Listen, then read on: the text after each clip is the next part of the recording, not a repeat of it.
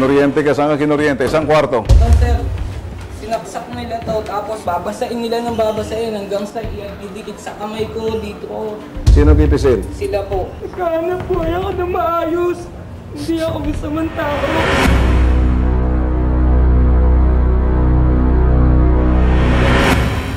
12 ng Oktubre, dumulog sa Bitag Action Center si Gerald de Tablan. Torture daw ang kanyang inabot sa mga kamay ng mga pulis Pasay dahil sa bintang sa kanya ng mga pasahero na kasabwat siya sa nangyaring pang-hold up sa loob ng minamaneho niyang taxing FX. Paglampas po ng DFA, doon po kami hinold up. Driver ka ng FX.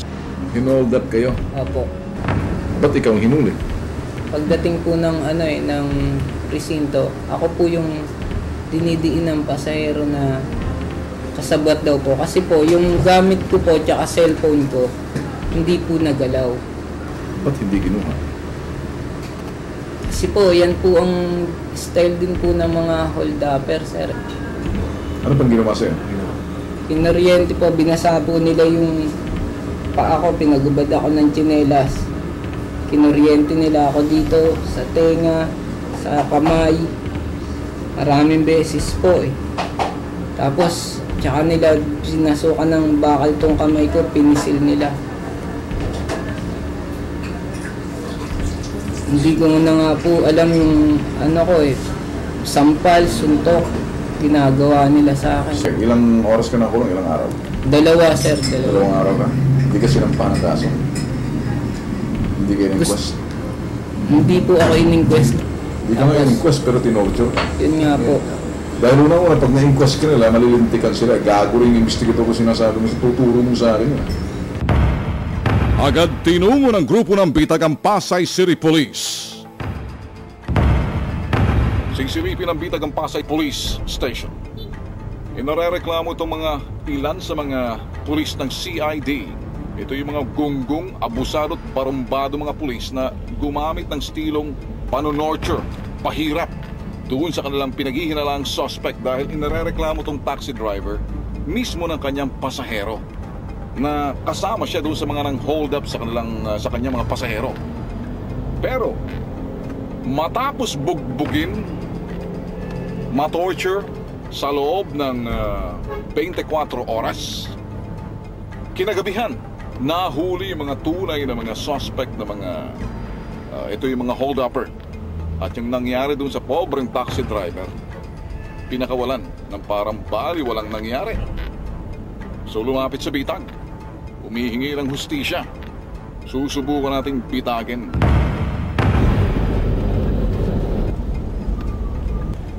Eto, alas 8 pasado na ng gabi. Sa mga ganitong klaseng operasyon, lalo na paggabi, kasama lagi itong sinasabing risk. Gagamit tayo ng kunting ingat dito. So ang gagawin ng Bitag ay dadaan tayo dun sa press office, yung mga kapatid natin sa hanap buhay, para makasiguro na medyo malayo kunti dun sa mga bagay na iniiwasan natin na posibleng mangyari. Malay mo kung medyo parumbado rin itong mga pulis at gustong subukan ng Bitag, hindi naman kami medyo patakbuhin at aatras. Ang punto natin dito ay sino pa bang dapat mag-imbestiga rito sa mga abusado at gunggong na mga pulis na to, na sana may turo sa atin at positibo na andun yung mga nambugbog. Ihin mo roon sa kabilang kotse kasama yung presidente ng asosasyon nila, taxi driver, na kung maaari dumistansya, huwag tumimbre sa mga kasama nila, baka kasi pinagmalaki na nandito ng Bitag pagkatapos nauna pa sila doon. Gagawin natin, dadaan muna tayo sa press office pagkatapos dito sa CID, ha? Pero sabihin sa kanila, huwag kumontak sa mga kasamahan kasi baka nandun mga kasamahan makikipag-usyoso. Baka pagmulan pa ng kaguluhan yan, ha? Okay, sige.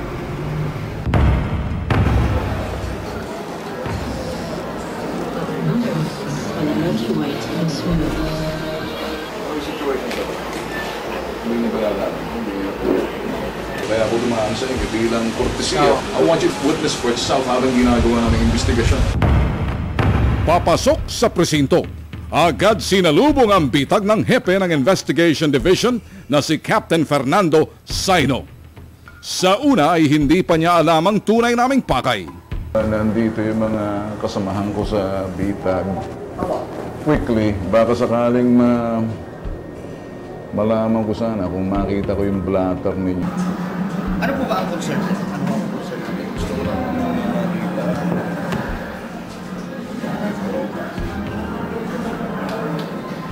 Taxi driver.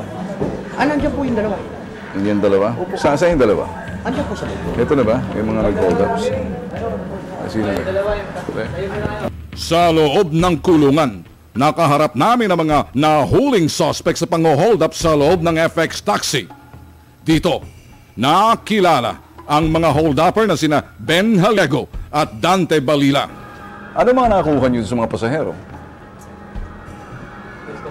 Ha? Ikaw, hindi, lang, hindi naman importante. Anong mga nakuha niyo? Kay bago, kay luma ka na, wala nang pakialam sa leche kay. Ano? Ha? Bag. Ikaw, ano nakukuha mo? Hindi ko po alam. Hindi mo alam? Baka kulang ka pa sa pukpok kung baka malaman mo. Pinabaka sa akin yung bag. Ayun, kailangan pa siguro. Baka nakukulangan ka pa. Baka gusto mong dagdagan natin. So, anong nakuha niyo? Bag lang? Bag lang po. Ganun ba? So, nung hold up kayo ng gabi noon, kinabukasan nahuli na. Kinagabihan ng kinabukasan, nahuli kayo. Kinabukasan. Kung ako nahuli ka. Ngayon, sasabihin mo sa akin, nang hold up ka, wala kang dala, estupido ka. Di ba? Sabihin mo, hindi ako estupido. Sabihin mo. Hindi ka estupido. Anong dala mo? Anong dala mo? Patalim ko. Ayun! Patalim lang. Hindi ka nga estupido. Ngayon ikaw, hindi ka gago, hindi ba? Hindi ka rin tanga, hindi ba? Mang-hold up ka na wala kang dala? Siyempre meron. Anong dala mo? Ha? Wala kang baril? 29 lang. Kaya sasabihin mo, wala kang dala, una lang. Sige, tinuro kayo. Kayong dalawa. Maya-maya pa, iniharap na ng bitag sa mga pulis ang tunay naming pakay. Boss, ito, halika. Gusto mong malaman ko, pakipaliwanag mo nga, anong papel nito? Ito yung complainant na una. Okay, siya ang complainant. Taxi driver. Una? Oo. Okay. Siya ang may Sino nag-imbestiga rito? Bali ako. Paliwanag mo nga, t-shirt. Makikita sa mukha ng investigador na si PO3 Reynaldo Acuba sa pagpasok ng biktimang si Gerald. Paano nangyari ito? Boss, halika. Nag-iimbestiga ka. Ano to? May siya sinabi sa akin eh. Ano to? Sir, alam niyo yan, sir. Paano? Eh di sana nung nagreklamo na tatay mo sa akin. Oh. Sir, pinautas niyo pa ako. Tawagin mo nga, ha? Pinautas? Ano? Pinahugas niyo pa ako dahil... Pinahugas ng ano? Ano? Ito. Pakita ko muna sa'yo. Pakita mo nga sa'yo. Ito, nangyari sa loob ng niya. Dahil siya yung taxi driver na unang hinold niyo for about 24 hours na pinugbog dito sa loob ng CID. Hindi ko alam kung sino sa inyo dito. Ngayon, pinugbog dahil pinag-iinalangan siya yung kasabwat dahil itinuro natin ng pasahero, ginamitan ng kunting mga bana para i-pay. Kinoriente ka, saan kinoriente? Saan kwarto? Turo mo. Turo mo saan?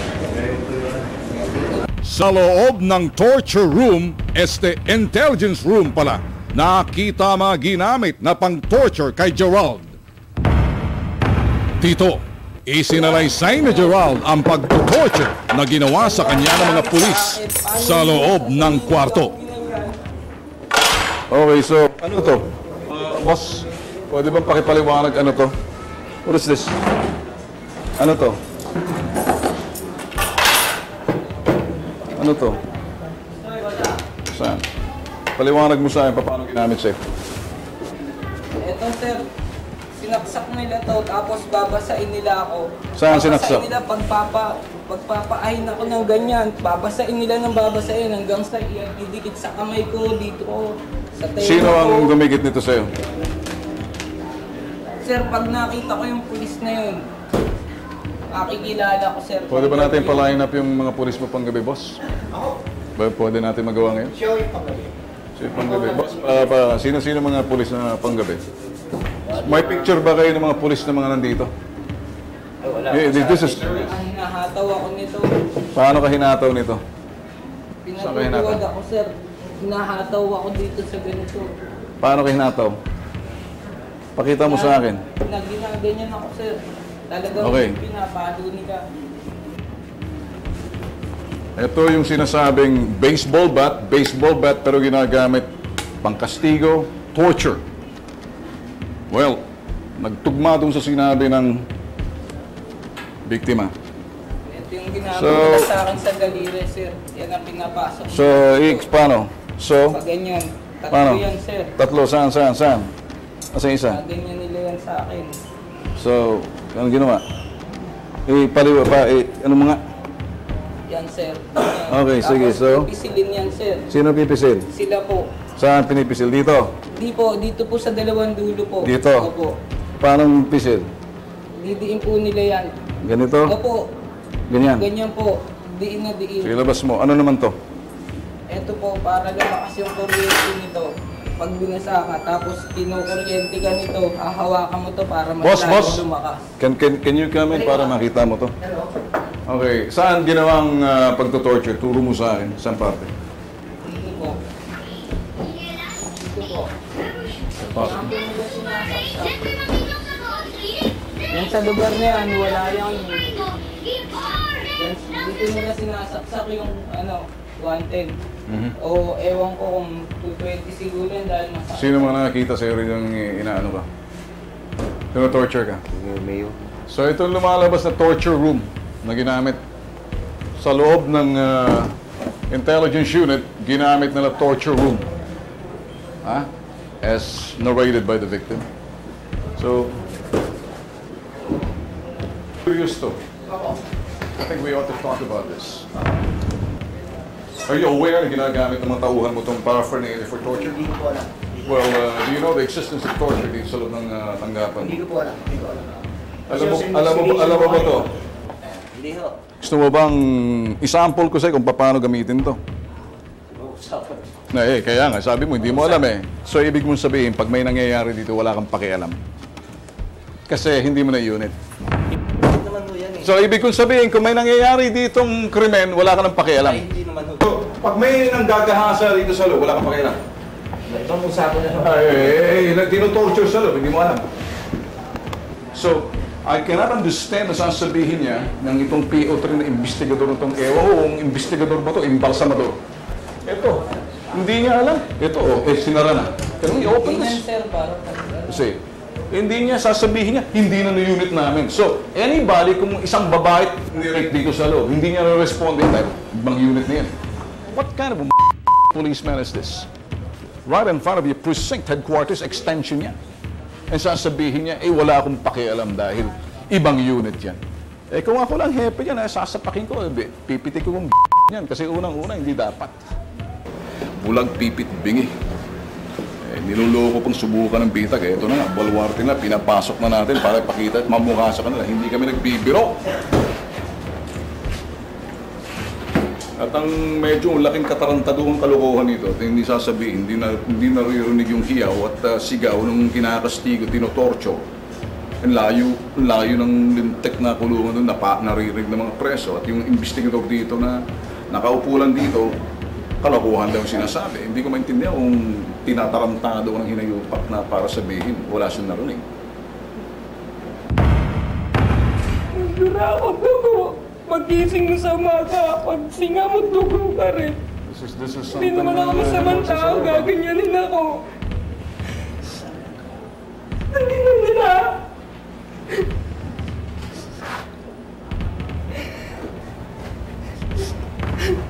Nagkahanap buhay ako na maayos. Hindi ako masamang tao. Kaya ako nga dinala yung complainant dito para mag-blatter kami. Ako pa pala mapapasama dito.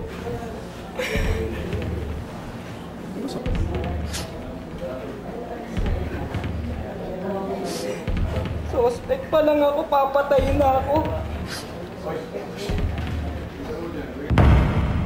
Until proven guilty in the court of law, inosente ito eh.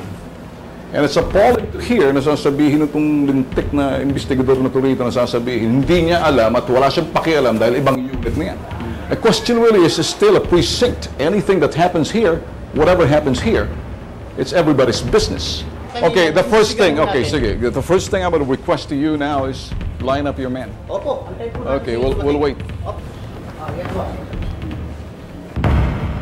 Matapos ang halos 1 oras na paghihintay ng bitag sa gagawing paglaline-up ni Kapitan sa kanyang mga tauhan, nawala ng parambula si Kapitan Sainok at hindi na nagpakita sa bitag. Ito yung unang hakbang na ginagawa ng bitag. Estilo namin pumunta mismo doon sa pinangyarihan, krimen kung tawagin namin. Ano pa ba ang tawag mo dyan? Kundi yung pagtutorture na naganap mismo sa loob ng headquarters nandyan sa station na yan. At ang nakakatawa rito, nagulat nata etong mga lesbo rito na nakitaan sila na andoon yung paraphernalia yung ginagamit na sa pang-torture. Hindi nakita yung mga pulis dahil syempre nakatunog na, naamoy na. Kahit na yung janitor na sumama sa pambubugbog, hindi na makita. Kuha na lang namin. Ito yung realidad ng mga nangyayari. Mga pangyayari na kung saan sa loob mismo ng presinto nagaganap yung pang-torture, pambabalasubas, pananakit, pangangastigo para lang mapaamin. Subalit yung kanilang pinaamin biktima rin. Kaya't nakakalungkot dito.